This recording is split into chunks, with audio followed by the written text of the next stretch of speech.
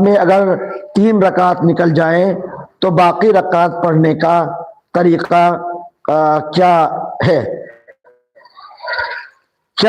اچھا جی، 3 رکعت اگر نکل جائے، یہ عشاء کی نماز کا ہی نہیں بلکہ کوئی بھی نماز اگر ہماری نکل گئی ہے تو اس میں ضابطے کی بات ذہن میں رکھنی چاہیے کہ فرض نماز امام کے ساتھ نیت باندھی، لیکن 3 رکعتیں نکل چکی تھی جب وہاں پر پہنچے، اور صرف چوتھی رکعت میں امام صاحب کے ساتھ ہم شریک ہوئے ہیں، تو چوتھی رکعت میں امام صاحب کے ساتھ بیٹھ جائیں گے، امام صاحب تشہد مکمل کریں گے اور قاعدہ اخیرہ میں اپنا سلام پھیر لیں گے اور ہم کھڑے ہو جائیں گے۔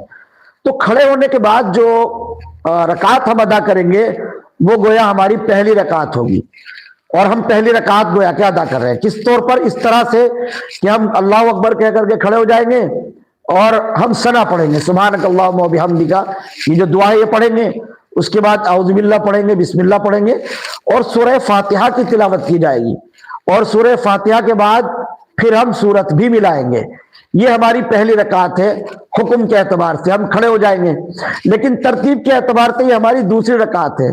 تو جب ہم اس رکعت کا رکوع بھی کر لیں گے اور سجدے بھی کر لیں گے تو اب ہم اس پر بیٹھ جائیں گے، کیونکہ پہلی رکعت ہم نے امام صاحب کے ساتھ ادا کی تھی اور اب یہ ہماری دوسری رکعت ہے، اس پر ہم بیٹھ جائیں گے، تشہد پڑھیں گے اور کھڑے ہو جائیں گے۔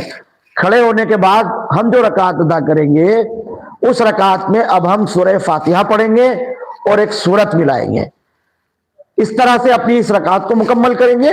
اب یہ رکعت ہماری تیسری رکعت ہو گئی۔ تو جس طرح سے معمول کے مطابق ہم اپنی تمام نمازوں میں کھڑے ہوتے ہیں تو تیسری رکعت میں کھڑے ہو جائیں گے، اور پھر اس کے بعد میں جو ہے وہ چوتھی رکعت ادا کریں گے۔